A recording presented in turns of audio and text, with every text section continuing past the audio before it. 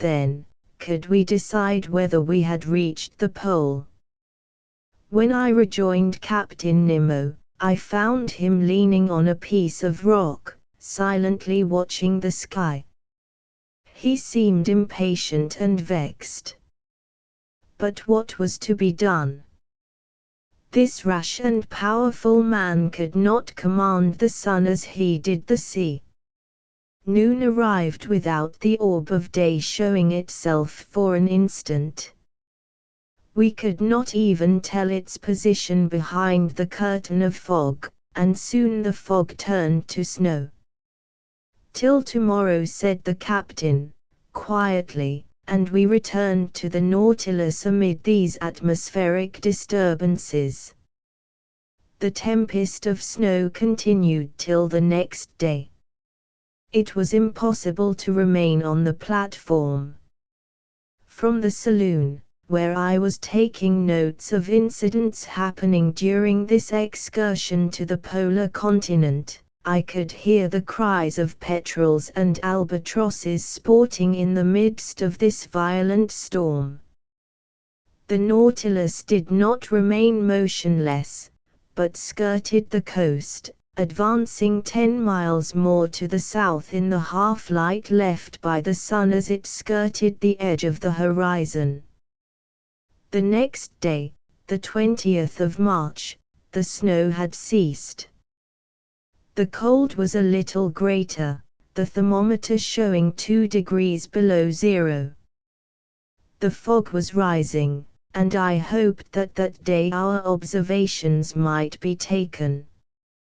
Captain Nemo not having yet appeared, the boat took Conseil and myself to land. The soil was still of the same volcanic nature, everywhere were traces of lava, scoriae, and basalt, but the crater which had vomited them I could not see. Here, as lower down, this continent was alive with myriads of birds. But their rule was now divided with large troops of sea mammals, looking at us with their soft eyes. There were several kinds of seals, some stretched on the earth, some on flakes of ice, many going in and out of the sea. They did not flee at our approach, never having had anything to do with man, and I reckoned that there were provisions there for hundreds of vessels. "Sir," said Conseil, "will you tell me the names of these creatures?" "They are seals and morses." It was now 8 in the morning. 4 hours remained to us before the sun could be observed with advantage. I directed our steps towards a vast bay cut in the steep granite shore. There, I can aver that earth and ice were lost to sight by the numbers of sea mammals covering them, and I involuntarily sought for old Proteus, the mythological shepherd who watched these immense flocks of Neptune. There were more seals than anything else, forming distinct groups, male and female, the father watching over his family, the mother suckling her little ones, some already strong enough to go a few steps. When they wished to change their place, they took little jumps, made by the contraction of their bodies, and helped awkwardly enough by their imperfect fin, which, as with the lamantine, their cousins, forms a perfect forearm. I should say that, in the water, which is their element, the spine of these creatures is flexible, with smooth and close skin and webbed feet, they swim admirably.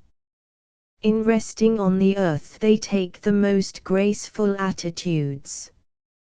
Thus the ancients, observing their soft and expressive looks, which cannot be surpassed by the most beautiful look a woman can give, their clear voluptuous eyes, their charming positions, and the poetry of their manners, metamorphosed them, the male into a Triton and the female into a mermaid. I made Conseil notice the considerable development of the lobes of the brain in these interesting cetaceans. No mammal, except man, has such a quantity of brain matter. They are also capable of receiving a certain amount of education, are easily domesticated, and I think, with other naturalists, that if properly taught they would be of great service as fishing dogs. The greater part of them slept on the rocks or on the sand. Amongst these seals, properly so called, which have no external ears, in which they differ from the otter, whose ears are prominent, I noticed several varieties of seals about 3 yards long, with a white coat, bulldog heads, armed with teeth in both jaws, 4 incisors at the top and 4 at the bottom, and 2 large canine teeth in the shape of a fleur-de-lis. Amongst them glided sea elephants, a kind of seal, with short, flexible trunks. The giants of this species measured 20 feet round and 10 yards and a half in length, but they did not move as we approached. "These creatures are not dangerous?" asked Conseil. "No, not unless you attack them. When they have to defend their young their rage is terrible, and it is not uncommon for them to break the fishing boats to pieces." "They are quite right," said Conseil. "I do not say they are not." 2 miles farther on we were stopped by the promontory which shelters the bay from the southerly winds. Beyond it we heard loud bellowings such as a troop of ruminants would produce. "Good," said Conseil, "a concert of bulls." "No, a concert of morses." "They are fighting." "They are either fighting or playing." We now began to climb the blackish rocks, amid unforeseen stumbles, and over stones which the ice made slippery. More than once I rolled over at the expense of my loins. Conseil, more prudent or more steady, did not stumble, and helped me up, saying, "If, sir, you would have the kindness to take wider steps, you would preserve your equilibrium better." Arrived at the upper ridge of the promontory, I saw a vast white plain covered with morses. They were playing amongst themselves, and what we heard were bellowings of pleasure, not of anger. As I passed these curious animals I could examine them leisurely, for they did not move. Their skins were thick and rugged, of a yellowish tint, approaching to red. Their hair was short and scant. Some of them were 4 yards and a quarter long. Quieter and less timid than their cousins of the north, they did not, like them, place sentinels round the outskirts of their encampment. After examining this city of morses, I began to think of returning. It was 11 o'clock, and, if Captain Nemo found the conditions favorable for observations, I wished to be present at the operation. We followed a narrow pathway running along the summit of the steep shore. At 11:30 we had reached the place where we landed. The boat had run aground, bringing the captain. I saw him standing on a block of basalt, his instruments near him, his eyes fixed on the northern horizon, near which the sun was then describing a lengthened curve. I took my place beside him, and waited without speaking. Noon arrived, and, as before, the sun did not appear. It was a fatality. Observations were still wanting. If not accomplished tomorrow, we must give up all idea of taking any. We were indeed exactly at the 20th of March. Tomorrow, the 21st, would be the equinox. The sun would disappear behind the horizon for 6 months, and with its disappearance the long polar night would begin. Since the September equinox it had emerged from the northern horizon, rising by lengthened spirals up to the 21st of December.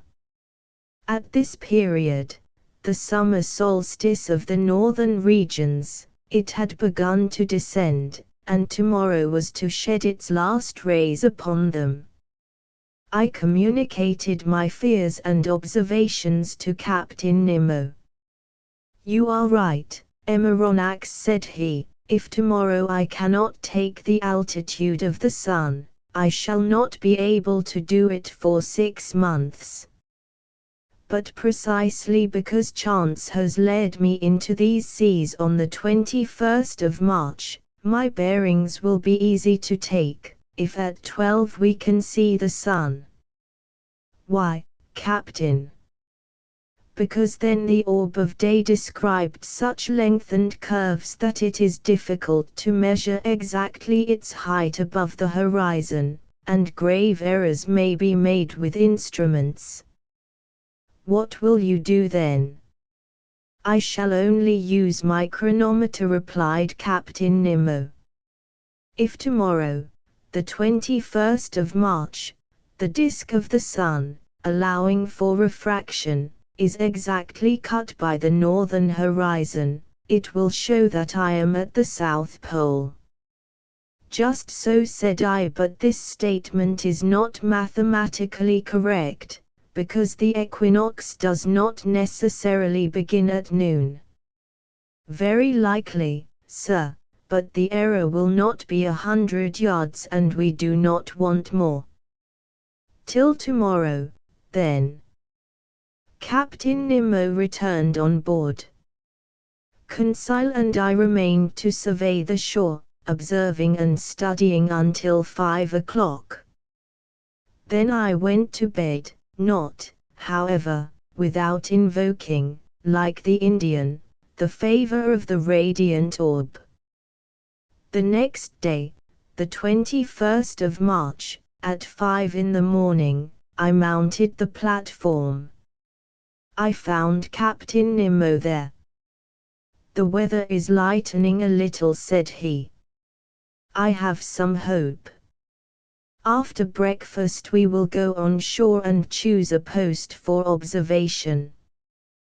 That point settled, I sought Ned Land. I wanted to take him with me. But the obstinate Canadian refused, and I saw that his taciturnity and his bad humor grew day by day. After all, I was not sorry for his obstinacy under the circumstances. Indeed, there were too many seals on shore, and we ought not to lay such temptation in this unreflecting fisherman's way. Breakfast over, we went on shore. The Nautilus had gone some miles further up in the night. It was a whole league from the coast, above which reared a sharp peak about 500 yards high. The boat took with me Captain Nemo, 2 men of the crew, and the instruments, which consisted of a chronometer, a telescope, and a barometer. While crossing, I saw numerous whales belonging to the 3 kinds peculiar to the southern seas: the whale, or the English right whale, which has no dorsal fin; the humpback with reeved chest and large, whitish fins, which, in spite of its name, do not form wings; and the finback, of a yellowish-brown, the liveliest of all the cetacea. This powerful creature is heard a long way off when he throws to a great height columns of air and vapor, which look like whirlwinds of smoke.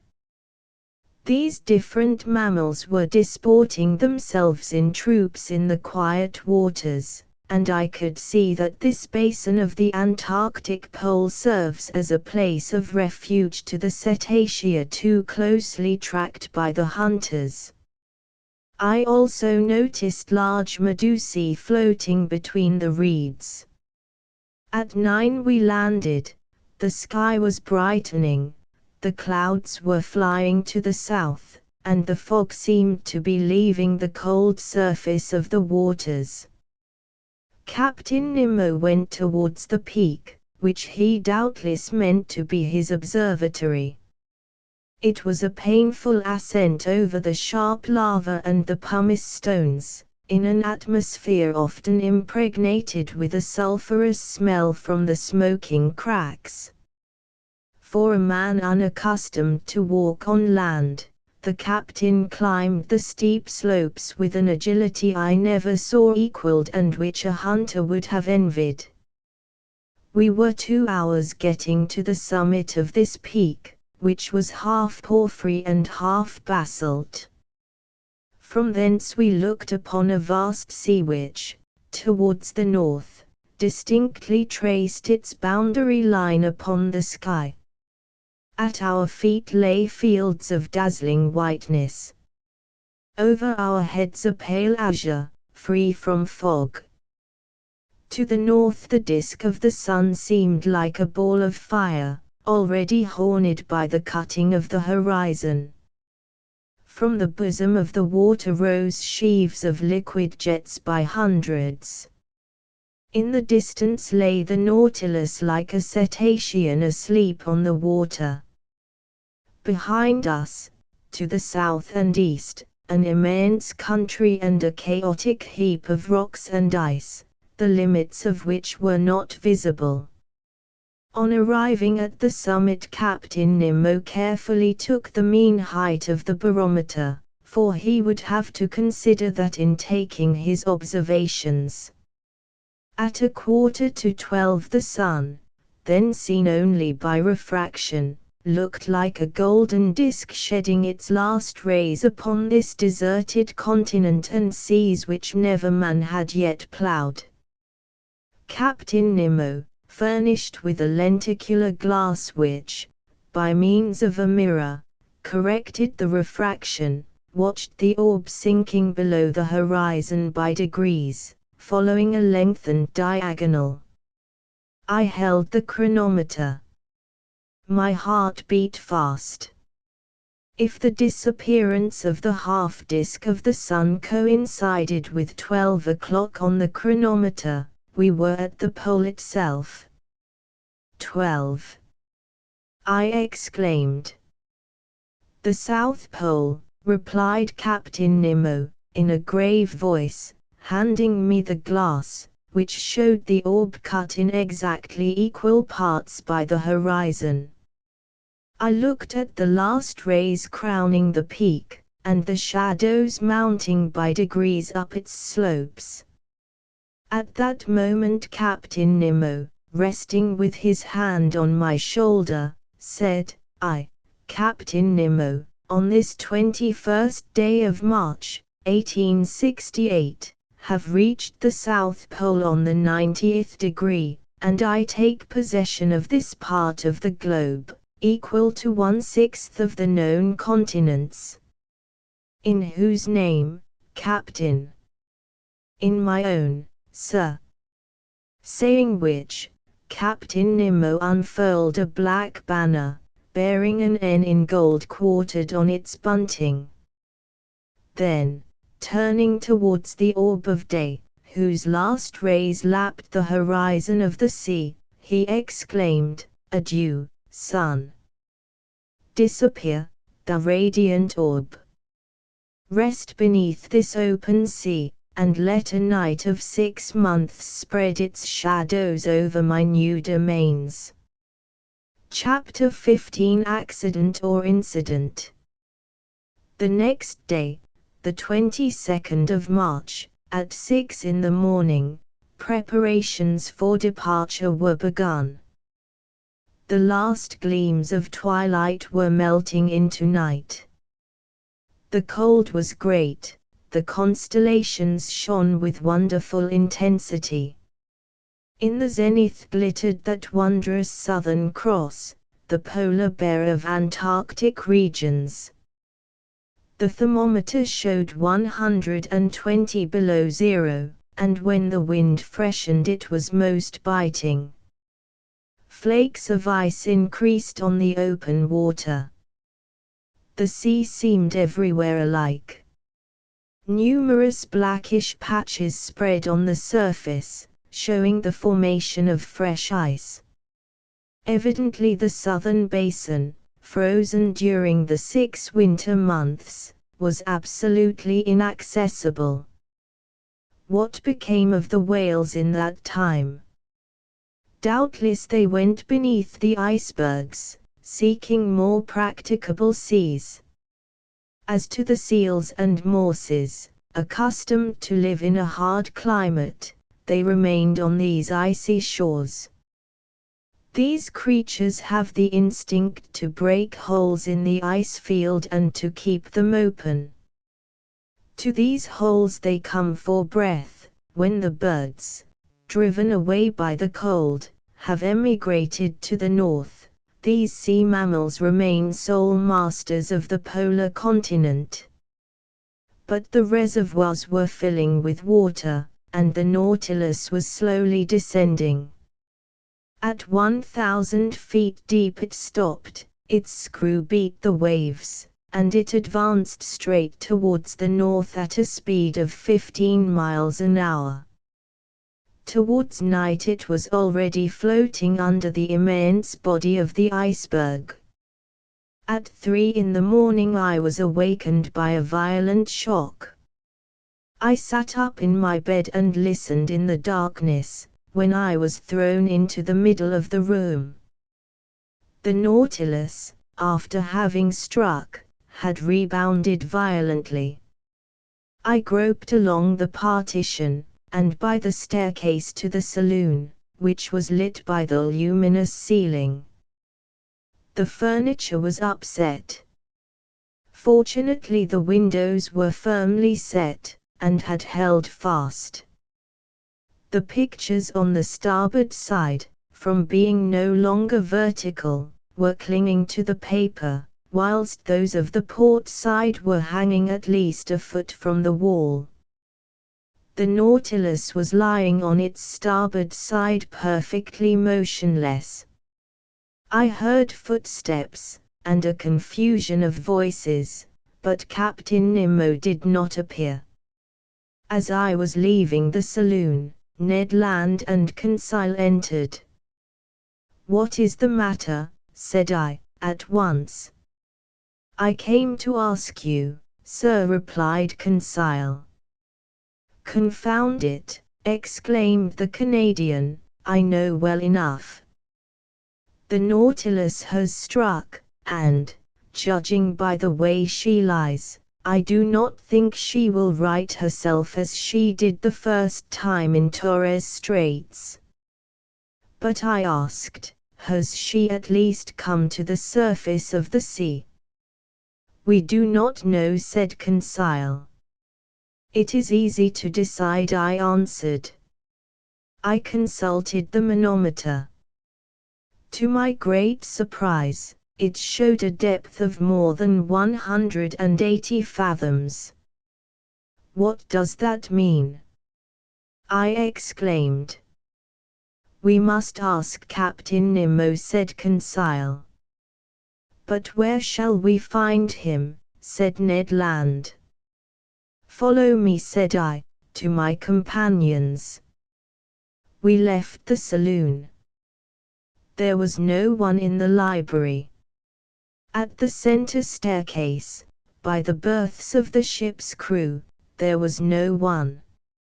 I thought that Captain Nemo must be in the pilot's cage. It was best to wait. We all returned to the saloon. For 20 minutes we remained thus, trying to hear the slightest noise which might be made on board the Nautilus, when Captain Nemo entered. He seemed not to see us, his face, generally so impassive, showed signs of uneasiness. He watched the compass silently, then the manometer, and, going to the planisphere, placed his finger on a spot representing the southern seas. I would not interrupt him, but, some minutes later, when he turned towards me, I said, using one of his own expressions in the Torres Straits, "An incident, Captain." "No, sir, an accident this time." "Serious?" "Perhaps."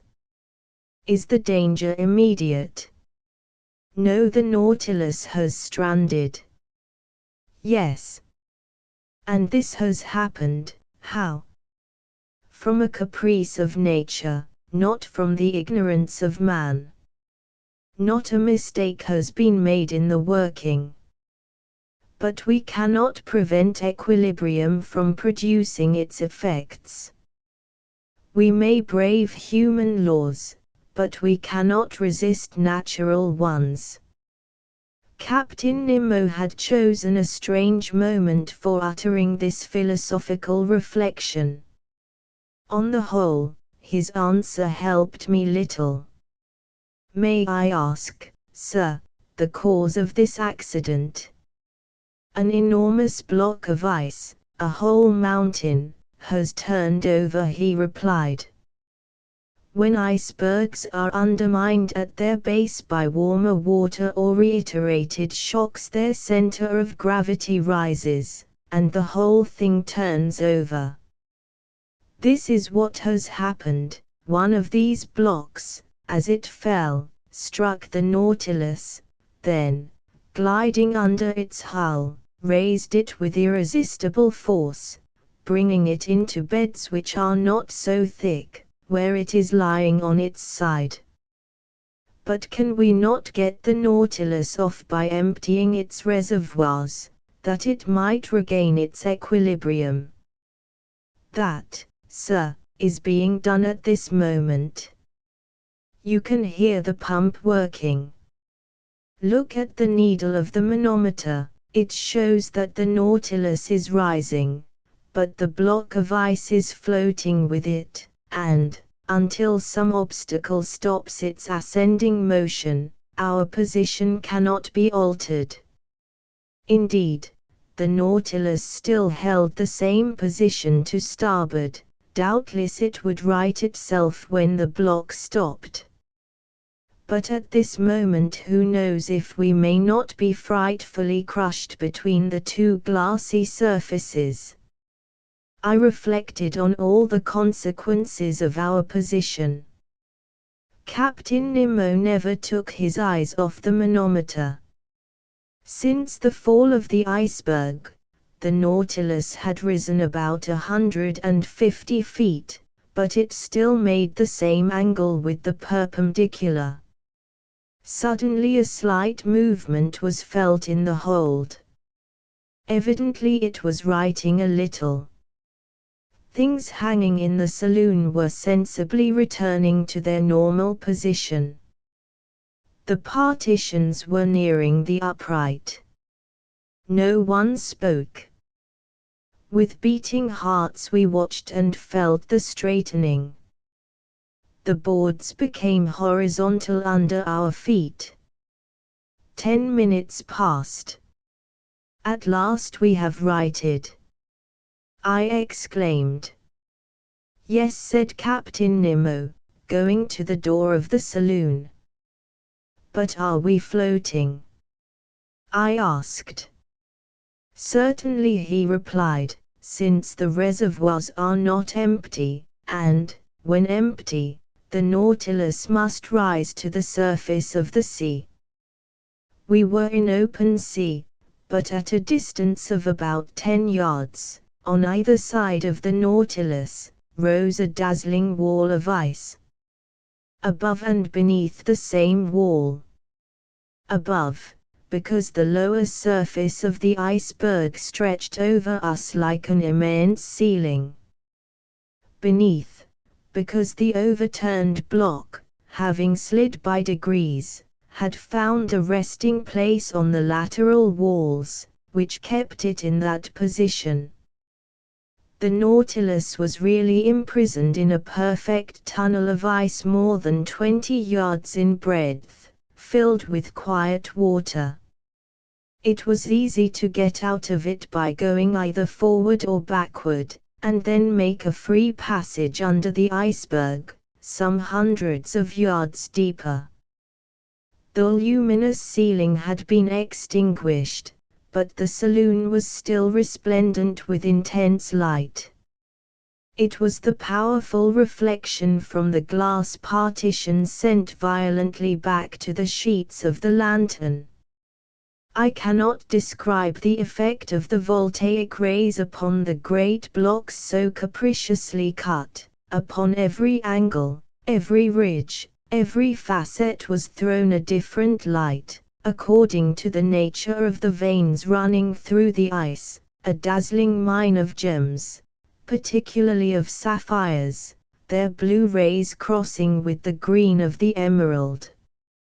Here and there were opal shades of wonderful softness, running through bright spots like diamonds of fire, the brilliancy of which the eye could not bear. The power of the lantern seemed increased 100-fold, like a lamp through the lenticular plates of a first-class lighthouse. "How beautiful, cried Conseil. "Yes," I said, "it is a wonderful sight." "Is it not, Ned?" "Yes, confound it." "Yes," answered Ned Land, "it is superb. I am mad at being obliged to admit it. No one has ever seen anything like it, but the sight may cost us dear. And, if I must say all, I think we are seeing here things which God never intended man to see." Ned was right, it was too beautiful. Suddenly a cry from Conseil made me turn. "What is it?" I asked. "Shut your eyes, sir. Do not look, sir." Saying which, Conseil clapped his hands over his eyes. "But what is the matter, my boy?" "I am dazzled, blinded." My eyes turned involuntarily towards the glass, but I could not stand the fire which seemed to devour them. I understood what had happened. The Nautilus had put on full speed. All the quiet luster of the ice walls was at once changed into flashes of lightning. The fire from these myriads of diamonds was blinding. It required some time to calm our troubled looks. At last the hands were taken down. "Faith, I should never have believed it," said Conseil. It was then 5 in the morning, and at that moment a shock was felt at the bows of the Nautilus. I knew that its spur had struck a block of ice. It must have been a false maneuver, for this submarine tunnel, obstructed by blocks, was not very easy navigation. I thought that Captain Nemo, by changing his course, would either turn these obstacles or else follow the windings of the tunnel. In any case, the road before us could not be entirely blocked. But, contrary to my expectations, the Nautilus took a decided retrograde motion. "We are going backwards," said Conseil. "Yes," I replied. "This end of the tunnel can have no egress." "And then?" "Then," said I, "the working is easy. We must go back again, and go out at the southern opening. That is all." In speaking thus, I wished to appear more confident than I really was. but the retrograde motion of the Nautilus was increasing, and, reversing the screw, it carried us at great speed. "It will be a hindrance," said Ned. "What does it matter, some hours more or less, provided we get out at last?" "Yes," repeated Ned Land, "provided we do get out at last." For a short time I walked from the saloon to the library. My companions were silent. I soon threw myself on an ottoman, and took a book, which my eyes overran mechanically.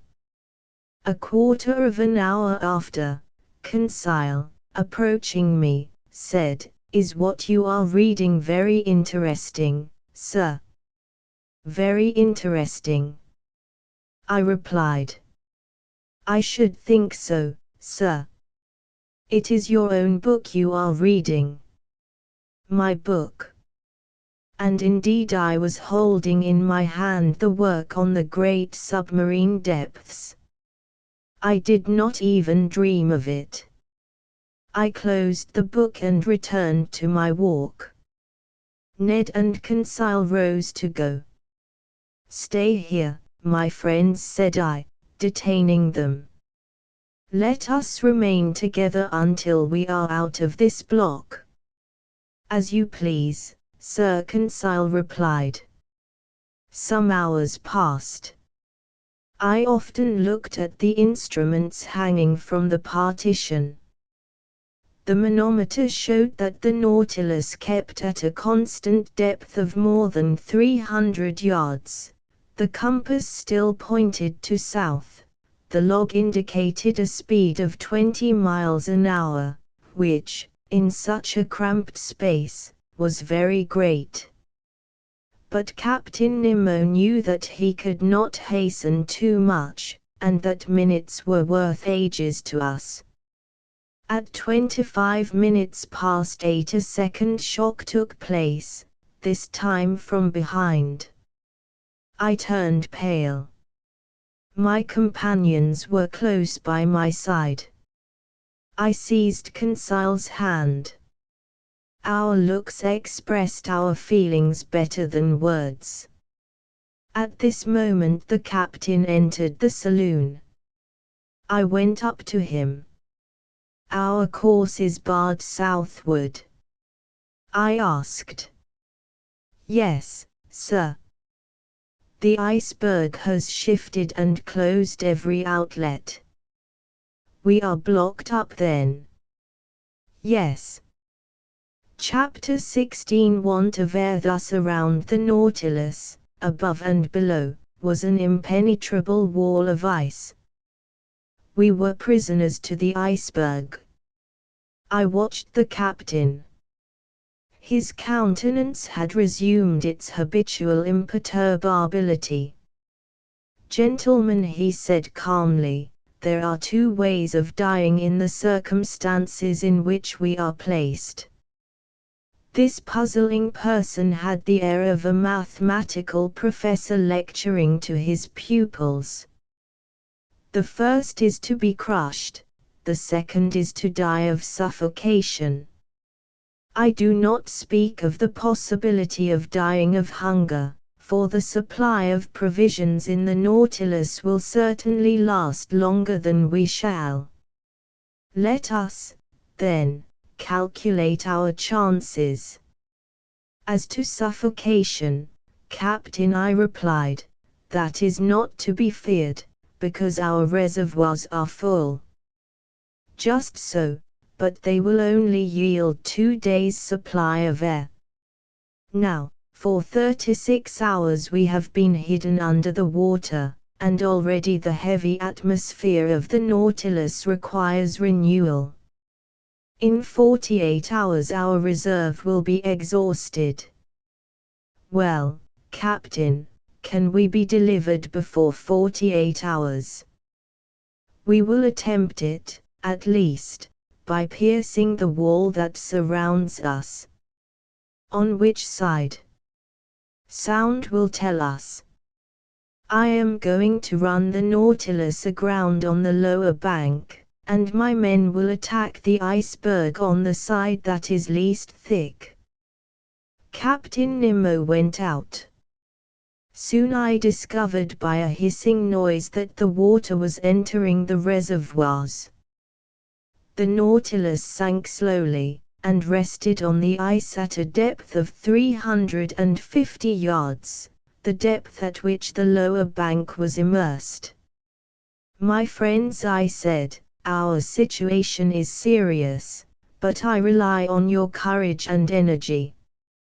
"Sir," replied the Canadian, "I am ready to do anything for the general safety." "Good." Ned and I held out my hand to the Canadian. "I will add," he continued, "that, being as handy with the pickaxe as with the harpoon, if I can be useful to the captain, he can command my services. He will not refuse your help. Come, Ned." I led him to the room where the crew of the Nautilus were putting on their cork jackets. I told the captain of Ned's proposal, which he accepted. The Canadian put on his sea costume, and was ready as soon as his companions. When Ned was dressed, I re-entered the drawing room, where the panes of glass were open, and, posted near consile, I examined the ambient beds that supported the Nautilus. Some instants after, we saw a dozen of the crew set foot on the bank of ice, and among them Ned Land, easily known by his stature. Captain Nemo was with them. Before proceeding to dig the walls, he took the soundings, to be sure of working in the right direction. Long sounding lines were sunk in the side walls, but after 15 yards they were again stopped by the thick wall. It was useless to attack it on the ceiling-like surface, since the iceberg itself measured more than 400 yards in height. Captain Nemo then sounded the lower surface. There 10 yards of wall separated us from the water, so great was the thickness of the ice field. It was necessary, therefore, to cut from it a piece equal in extent to the waterline of the Nautilus. There were about 6,000 cubic yards to detach, so as to dig a hole by which we could descend to the ice field. The work had begun immediately and carried on with indefatigable energy. Instead of digging round the Nautilus, which would have involved greater difficulty, Captain Nemo had an immense trench made at 8 yards from the port quarter. Then the men set to work simultaneously with their screws on several points of its circumference. Presently the pickaxe attacked this compact matter vigorously, and large blocks were detached from the mass.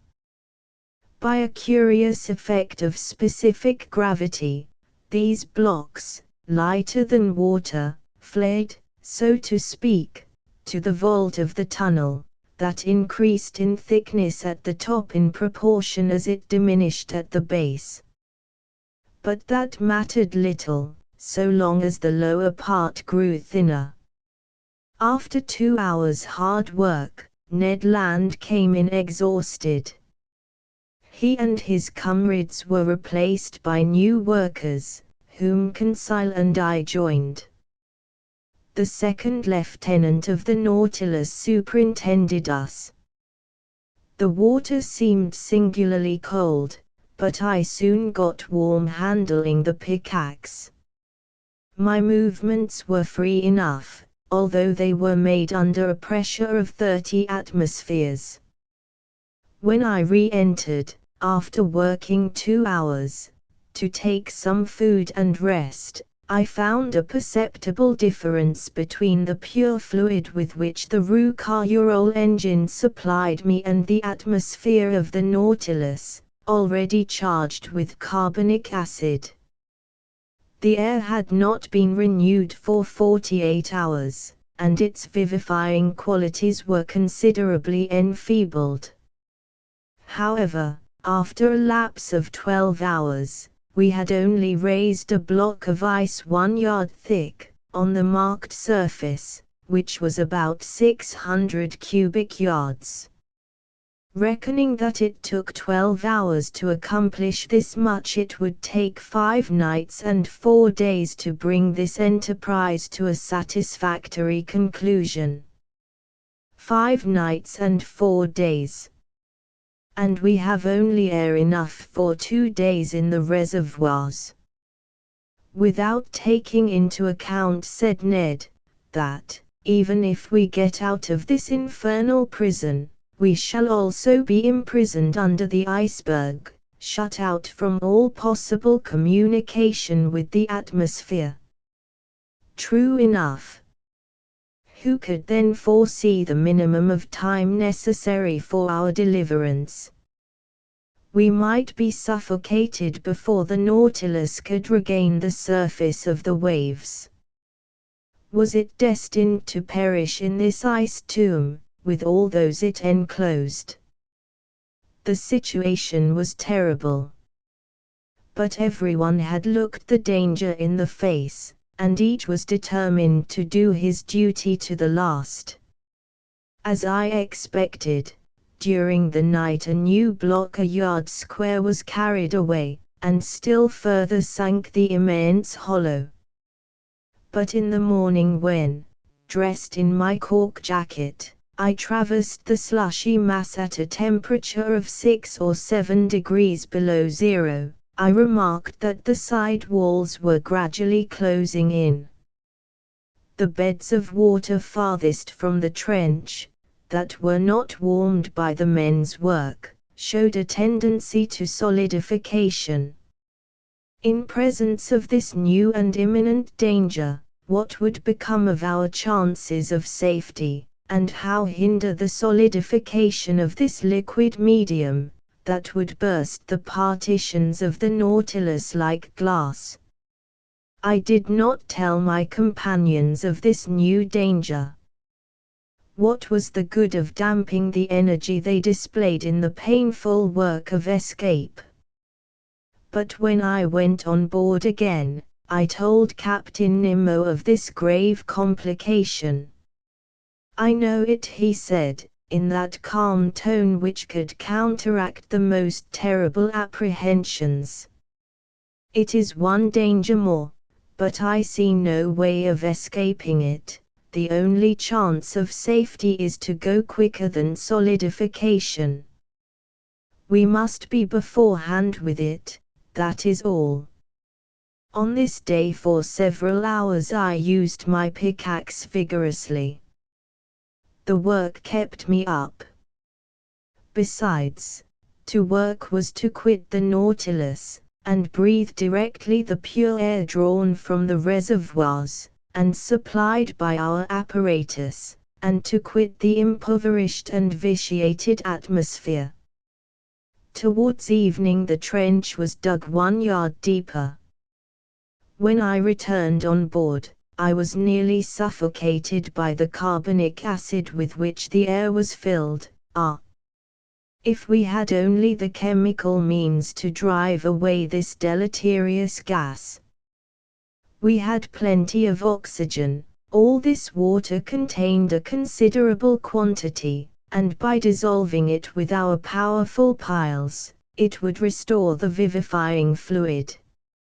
I had thought well over it, but of what good was that, since the carbonic acid produced by our respiration had invaded every part of the vessel? To absorb it, it was necessary to fill some jars with caustic potash, and to shake them incessantly. Now this substance was wanting on board, and nothing could replace it. On that evening, Captain Nemo ought to open the taps of his reservoirs, and let some pure air into the interior of the Nautilus. Without this precaution we could not get rid of the sense of suffocation. The next day, the 26th of March, I resumed my miner's work in beginning the 5th yard. The side walls and the lower surface of the iceberg thickened visibly. It was evident that they would meet before the Nautilus was able to disengage itself. Despair seized me for an instant, my pickaxe nearly fell from my hands. What was the good of digging if I must be suffocated, crushed by the water that was turning into stone, a punishment that the ferocity of the savages even would not have invented? Just then Captain Nemo passed near me. I touched his hand and showed him the walls of our prison. The wall to port had advanced to at least 4 yards from the hull of the Nautilus. The captain understood me, and signed me to follow him. We went on board. I took off my cork jacket and accompanied him into the drawing room. Emeronax, we must attempt some desperate means, or we shall be sealed up in this solidified water as in cement. Yes, but what is to be done? If my Nautilus were strong enough to bear this pressure without being crushed. Well? I asked, not catching the captain's idea. Do you not understand, he replied, that this congelation of water will help us? Do you not see that by its solidification, it would burst through this field of ice that imprisons us, as, when it freezes, it bursts the hardest stones? Do you not perceive that it would be an agent of safety instead of destruction? Yes, Captain, perhaps. But, whatever resistance to crushing the Nautilus possesses, it could not support this terrible pressure, and would be flattened like an iron plate. I know it, sir. Therefore we must not reckon on the aid of nature, but on our own exertions. We must stop this solidification. Not only will the side walls be pressed together, but there is not 10 feet of water before or behind the Nautilus. The congelation gains on us on all sides. How long will the air in the reservoirs last for us to breathe on board? The captain looked in my face. After tomorrow they will be empty. A cold sweat came over me. However, ought I to have been astonished at the answer? On the 22nd of March, the Nautilus was in the open polar seas. We were at 26 degrees. For 5 days we had lived on the reserve on board. And what was left of the respirable air must be kept for the workers. Even now, as I write, my recollection is still so vivid that an involuntary terror seizes me and my lungs seem to be without air. Meanwhile, Captain Nemo reflected silently, and evidently an idea had struck him, but he seemed to reject it. At last, these words escaped his lips. "Boiling water," he muttered. "Boiling water!" I cried. "Yes, sir. We are enclosed in a space that is relatively confined. Would not jets of boiling water, constantly injected by the pumps, raise the temperature in this part and stay the congelation?" "Let us try it," I said resolutely. "Let us try it, Professor." The thermometer then stood at 7 degrees outside. Captain Nemo took me to the galleys, where the vast distillatory machines stood that furnished the drinkable water by evaporation. They filled these with water, and all the electric heat from the piles was thrown through the worms bathed in the liquid. In a few minutes this water reached 100 degrees. It was directed towards the pumps, while fresh water replaced it in proportion. The heat developed by the troughs was such that cold water, drawn up from the sea after only having gone through the machines, came boiling into the body of the pump. The injection was begun, and 3 hours after the thermometer marked 6 degrees below zero outside. 1 degree was gained. 2 hours later the thermometer only marked 4 degrees. "We shall succeed," I said to the captain, after having anxiously watched the result of the operation. "I think," he answered, "that we shall not be crushed. We have no more suffocation to fear." During the night the temperature of the water rose to 1 degree below zero. The injections could not carry it to a higher point. But, as the congelation of the sea water produces at least 2 degrees, I was at least reassured against the dangers of solidification. The next day, the 27th of March, 6 yards of ice had been cleared, 12 feet only remaining to be cleared away. There was yet 48 hours' work. The air could not be renewed in the interior of the Nautilus. And this day would make it worse. An intolerable weight oppressed me. Towards 3 o'clock in the evening this feeling rose to a violent degree. Yawns dislocated my jaws. My lungs panted as they inhaled this burning fluid, which became rarefied more and more. A moral torpor took hold of me. I was powerless, almost unconscious. My brave Conseil, though exhibiting the same symptoms and suffering in the same manner, never left me.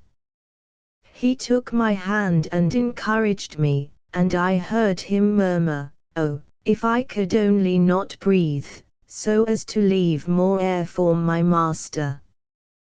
Tears came into my eyes on hearing him speak thus. If our situation to all was intolerable in the interior, with what haste and gladness would we put on our cork jackets to work in our turn. Pickaxes sounded on the frozen ice beds. Our arms ached, the skin was torn off our hands. But what were these fatigues? What did the wounds matter? Vital air came to the lungs. We breathed. We breathed. All this time no one prolonged his voluntary task beyond the prescribed time. His task accomplished, each one handed in turn to his panting companions the apparatus that supplied him with life. Captain Nemo set the example, and submitted first to this severe discipline. When the time came, he gave up his apparatus to another and returned to the vitiated air on board, calm, unflinching, unmurmuring. On that day the ordinary work was accomplished with unusual vigor. Only 2 yards remained to be raised from the surface. 2 yards only separated us from the open sea. But the reservoirs were nearly emptied of air. The little that remained ought to be kept for the workers, not a particle for the Nautilus. When I went back on board, I was half suffocated. What a night! I know not how to describe it. The next day my breathing was oppressed. Dizziness accompanied the pain in my head and made me like a drunken man. My companions showed the same symptoms.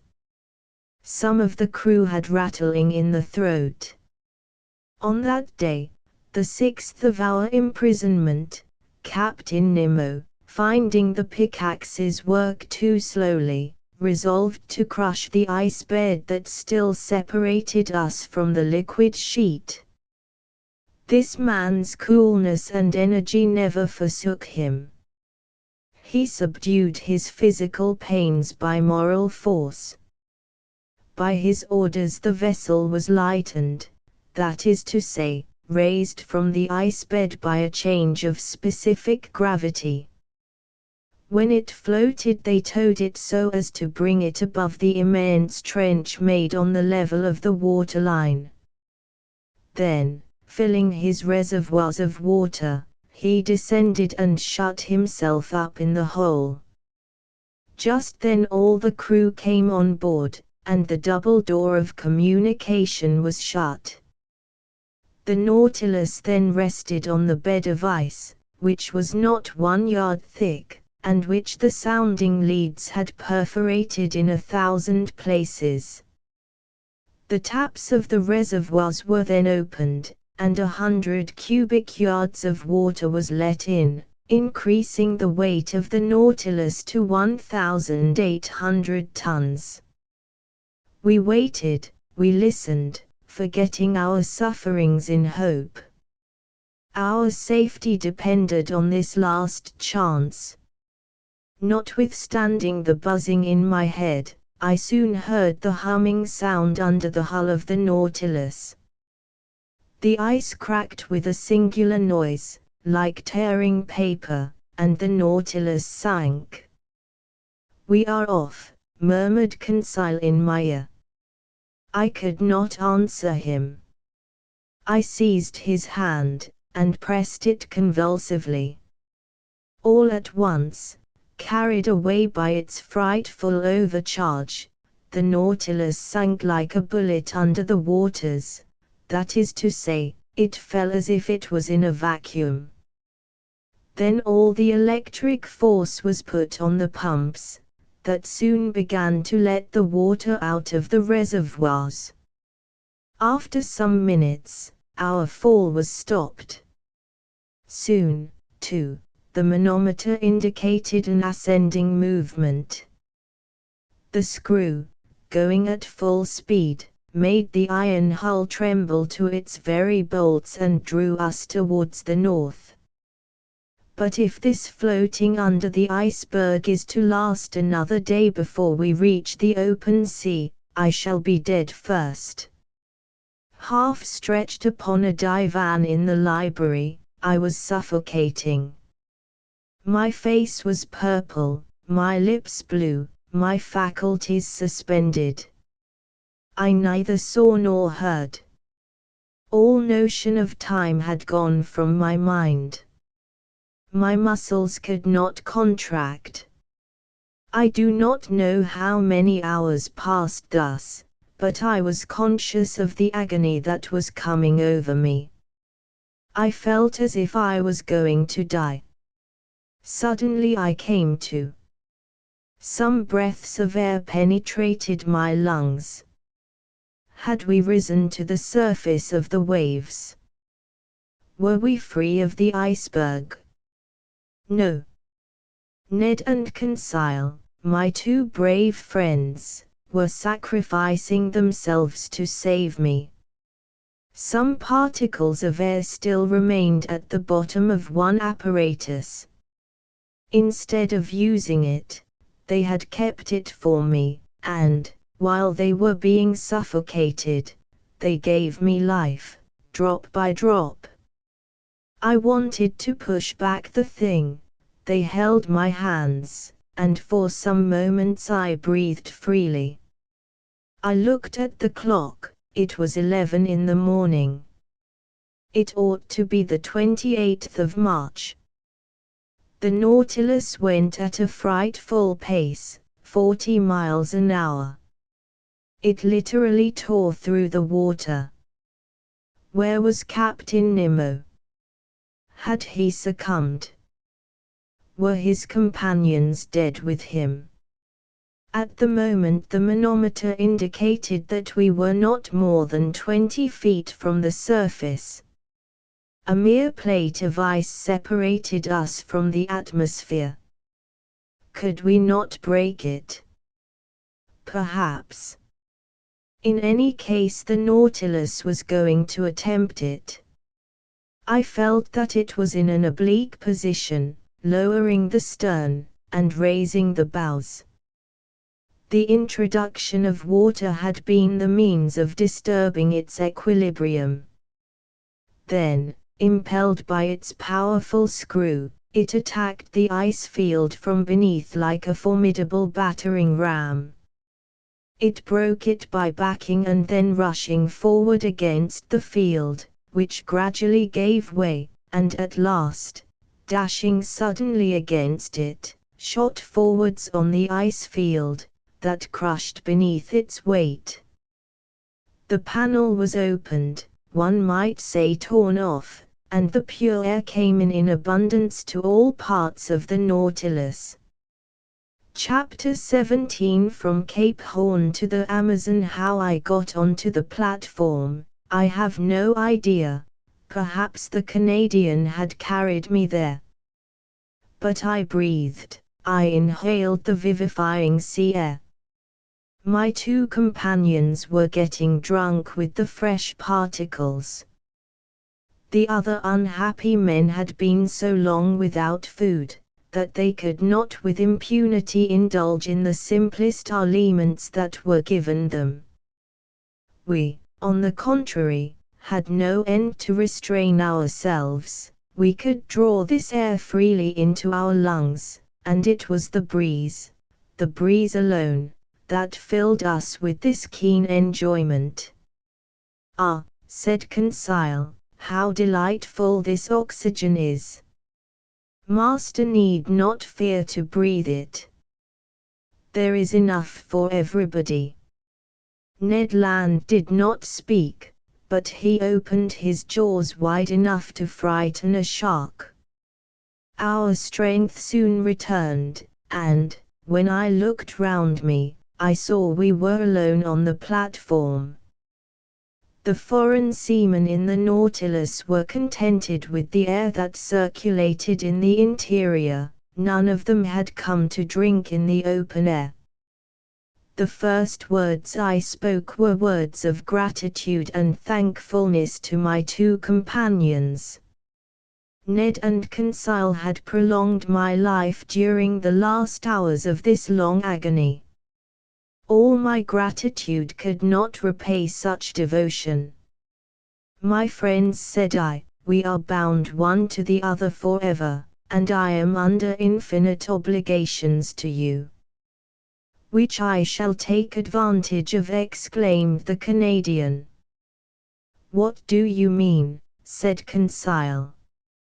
"I mean that I shall take you with me when I leave this infernal Nautilus." "Well," said Conseil, "after all this, are we going right?" "Yes," I replied, "for we are going the way of the sun, and here the sun is in the north." "No doubt," said Ned Land, "but it remains to be seen whether he will bring the ship into the Pacific or the Atlantic Ocean, that is, into frequented or deserted seas." I could not answer that question, and I feared that Captain Nemo would rather take us to the vast ocean that touches the coasts of Asia and America at the same time. He would thus complete the tour round the submarine world, and return to those waters in which the Nautilus could sail freely. We ought, before long, to settle this important point. The Nautilus went at a rapid pace. The polar circle was soon passed, and the course shaped for Cape Horn. We were off the American point, the 31st of March, at 7 o'clock in the evening. Then all our past sufferings were forgotten. The remembrance of that imprisonment in the ice was effaced from our minds. We only thought of the future. Captain Nemo did not appear again either in the drawing room or on the platform. The points shown each day on the planisphere, and, marked by the lieutenant, showed me the exact direction of the Nautilus. Now, on that evening, it was evident, to my great satisfaction, that we were going back to the north by the Atlantic. The next day, the 1st of April, when the Nautilus ascended to the surface some minutes before noon, we sighted land to the west. It was Terra del Fuego, which the first navigators named thus from seeing the quantity of smoke that rose from the natives' huts. The coast seemed low to me, but in the distance rose high mountains. I even thought I had a glimpse of Mount Sarmiento, that rises 2,070 yards above the level of the sea, with a very pointed summit, which, according as it is misty or clear, is a sign of fine or of wet weather. At this moment the peak was clearly defined against the sky. The Nautilus, diving again under the water, approached the coast, which was only some few miles off. From the glass windows in the drawing room, I saw long seaweeds and gigantic fuci and verreek, of which the open polar sea contains so many specimens. With their sharp polished filaments, they measured about 300 yards in length, real cables, thicker than one's thumb, and, having great tenacity, they are often used as ropes for vessels. Another weed known as velp, with leaves 4 feet long, buried in the coral concretions, hung at the bottom. It served as nest and food for myriads of crustacea and mollusks, crabs, and cuttlefish. Their seals and otters had splendid repasts, eating the flesh of fish with sea vegetables, according to the English fashion.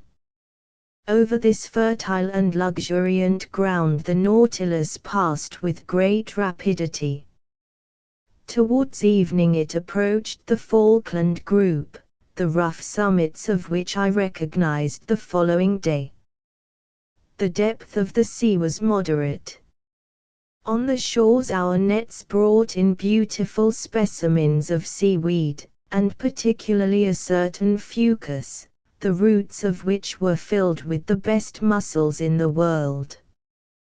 Geese and ducks fell by dozens on the platform, and soon took their places in the pantry on board. When the last heights of the Falklands had disappeared from the horizon, the Nautilus sank to between 20 and 25 yards, and followed the American coast. Captain Nemo did not show himself. Until the 3rd of April we did not quit the shores of Patagonia, sometimes under the ocean, sometimes at the surface. The Nautilus passed beyond the large estuary formed by the Uruguay. Its direction was northwards, and followed the long windings of the coast of South America.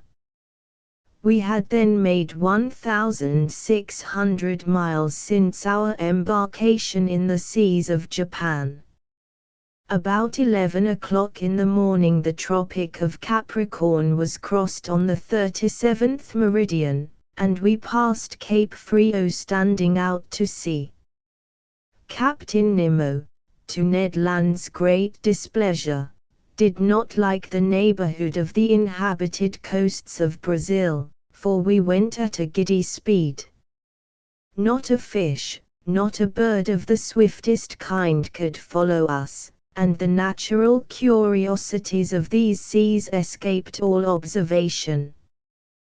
This speed was kept up for several days, and in the evening of the 9th of April we sighted the most westerly point of South America that forms Cape San Roque. But then the Nautilus swerved again, and sought the lowest depth of a submarine valley which is between this cape and Sierra Leone on the African coast. This valley bifurcates to the parallel of the Antilles, and terminates at the mouth by the enormous depression of 9,000 yards. In this place, the geological basin of the ocean forms, as far as the Lesser Antilles, a cliff to 3.5 miles perpendicular in height, and, at the parallel of the Cape Verde Islands, another wall not less considerable, that encloses thus all the sunk continent of the Atlantic. The bottom of this immense valley is dotted with some mountains, that give to these submarine places a picturesque aspect. I speak, moreover, from the manuscript charts that were in the library of the Nautilus, charts evidently due to Captain Nemo's hand, and made after his personal observations. For 2 days the desert and deep waters were visited by means of the inclined planes. The Nautilus was furnished with long diagonal broadsides which carried it to all elevations. But on the 11th of April it rose suddenly, and land appeared at the mouth of the Amazon River, a vast estuary, the embouchure of which is so considerable that it freshens the sea water for the distance of several leagues. The equator was crossed. 20 miles to the west were the Guianas, a French territory, on which we could have found an easy refuge, but a stiff breeze was blowing, and the furious waves would not have allowed a single boat to face them. Ned Land understood that, no doubt, for he spoke not a word about it. For my part, I made no allusion to his schemes of flight, for I would not urge him to make an attempt that must inevitably fail. I made the time pass pleasantly by interesting studies. During the days of the 11th of April and 12th, the Nautilus did not leave the surface of the sea, and the net brought in a marvelous haul of zoophytes, fish and reptiles. Some zoophytes had been fished up by the chain of the nets.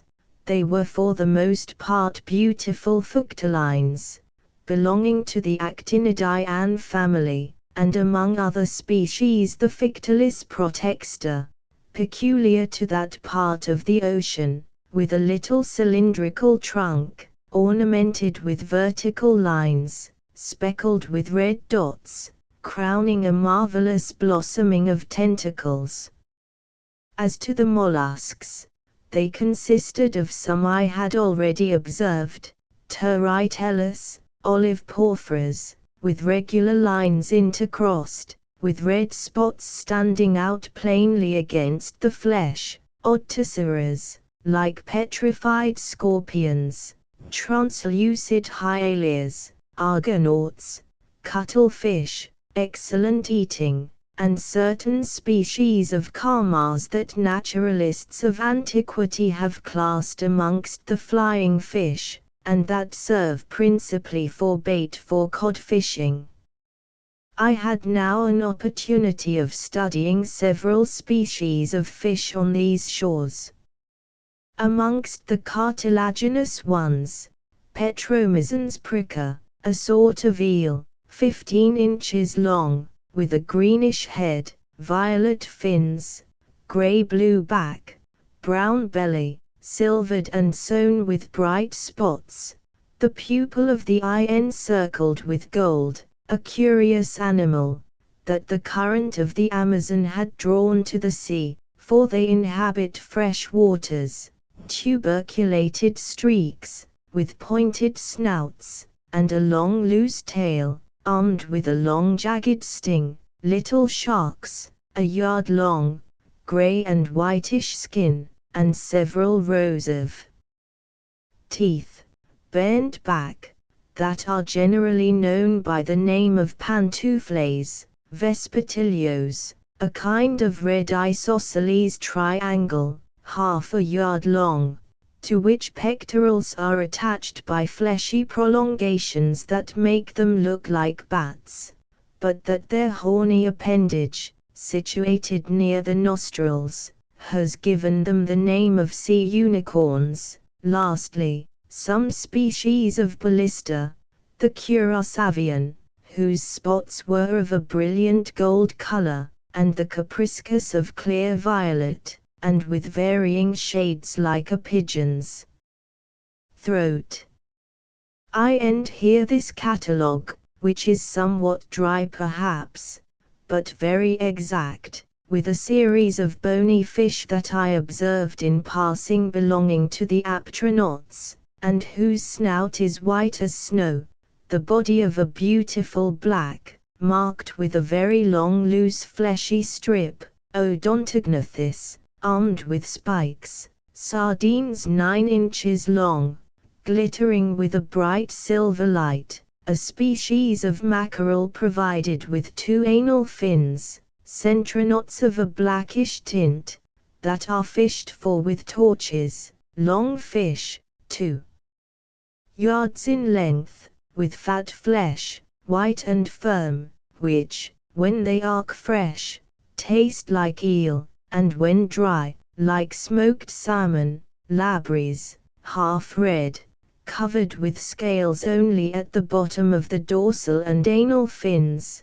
chrysoptera, on which gold and silver blend their brightness with that of the ruby and topaz, golden-tailed spes, the flesh of which is extremely delicate, and whose phosphorescent properties betray them in the midst of the waters, orange-colored spes with long tongues, maigres, with gold caudal fins, dark thorn tails, anabilbs of Suriname, etc. Notwithstanding this etc., I must not omit to mention fish that Conseil will long remember, and with good reason. One of our nets had hauled up a sort of very flat ray fish, which, with the tail cut off, formed a perfect disc, and weighed 20 ounces. It was white underneath, red above, with large round spots of dark blue encircled with black, very glossy skin, terminating in a bilobed fin. Laid out on the platform, it struggled, tried to turn itself by convulsive movements, and made so many efforts, that one last turn had nearly sent it into the sea. But Conseil, not wishing to let the fish go, rushed to it, and, before I could prevent him, had seized it with both hands.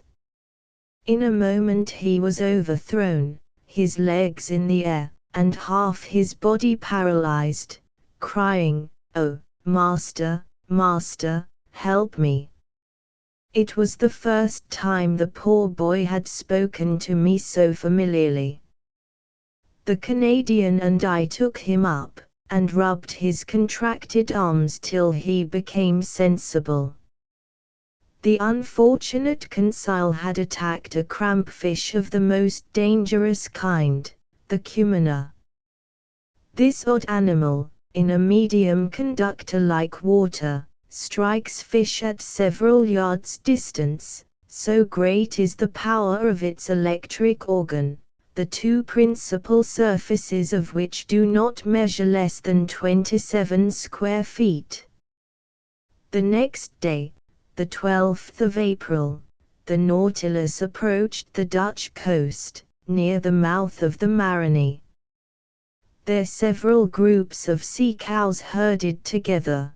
They were manatees, that, like the dugong and the stolra, belong to the Scanian order.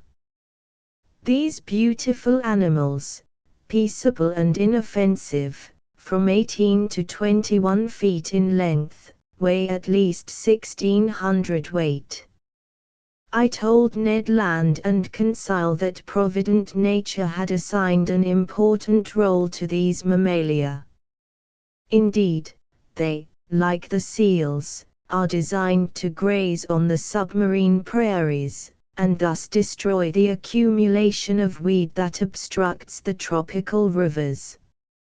And do you know, I added, what has been the result since men have almost entirely annihilated this useful race? That the putrefied weeds have poisoned the air, and the poisoned air causes the yellow fever that desolates these beautiful countries. Enormous vegetations are multiplied under the torrid seas, and the evil is irresistibly developed from the mouth of the Rio de la Plata to Florida. If we are to believe Toussaint, this plague is nothing to what it would be if the seas were cleaned of whales and seals. Then, infested with pulps, medusae, and cuttlefish, they would become immense centers of infection, since their waves would not possess these vast stomachs that God had charged to infest the surface of the seas. Chapter 18. The pulps. For several days the Nautilus kept off from the American coast. Evidently it did not wish to risk the tides of the Gulf of Mexico or of the Sea of the Antilles. The 16th of April, we sighted Martinique and Guadeloupe from a distance of about 30 miles. I saw their tall peaks for an instant. The Canadian, who counted on carrying out his projects in the Gulf, by either landing or hailing one of the numerous boats that coast from one island to another, was quite disheartened. Flight would have been quite practicable, if Ned Land had been able to take possession of the boat without the captain's knowledge. But in the open sea it could not be thought of. The Canadian, Conseil, and I had a long conversation on this subject. For 6 months we had been prisoners on board the Nautilus.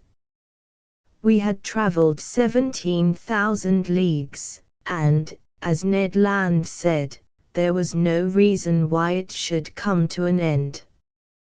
We could hope nothing from the captain of the Nautilus, but only from ourselves. Besides, for some time past he had become graver, more retired, less sociable. He seemed to shun me. I met him rarely.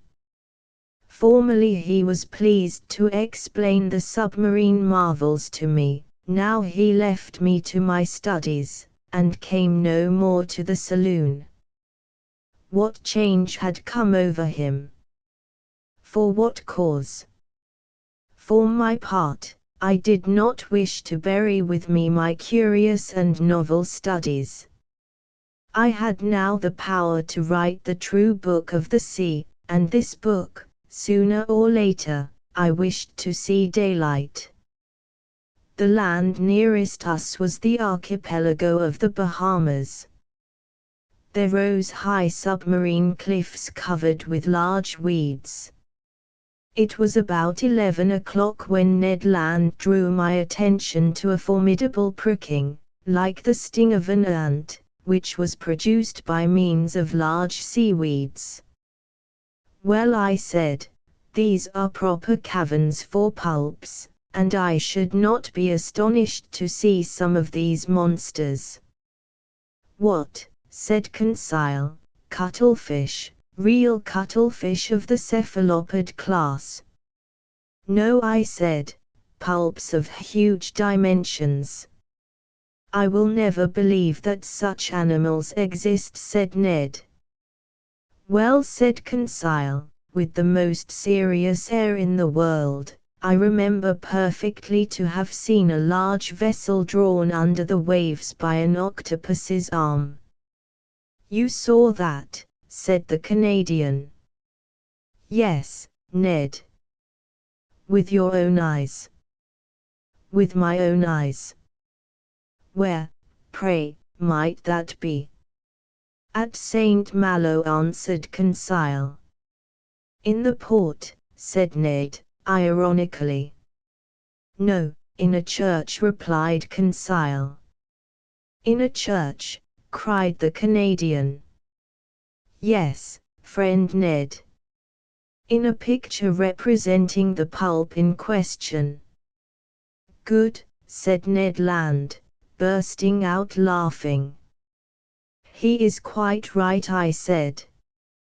I have heard of this picture, but the subject represented is taken from a legend, and you know what to think of legends in the matter of natural history. Besides, when it is a question of monsters, the imagination is apt to run wild. Not only is it supposed that these pulps can draw down vessels, but a certain Olaus Magnus speaks of an octopus a mile long that is more like an island than an animal. It is also said that the Bishop of Nidros was building an altar on an immense rock. Mass finished, the rock began to walk, and returned to the sea. The rock was a pulp. Another bishop, Pontoppidan, speaks also of a pulp on which a regiment of cavalry could maneuver. Lastly, the ancient naturalists speak of monsters whose mouths were like gulfs, and which were too large to pass through the Straits of Gibraltar. But how much is true of these stories? Asked Conseil. Nothing, my friends, at least of that which passes the limit of truth to get to fable or legend. Nevertheless, there must be some ground for the imagination of the storytellers. One cannot deny that pulps and cuttlefish exist of a large species, inferior, however, to the cetaceans. Aristotle has stated the dimensions of a cuttlefish as 5 cubits, or 9 feet 2 inches. Our fishermen frequently see some that are more than 4 feet long. Some skeletons of pulps are preserved in the museums of Trieste and Montpellier, that measure 2 yards in length. Besides, according to the calculations of some naturalists,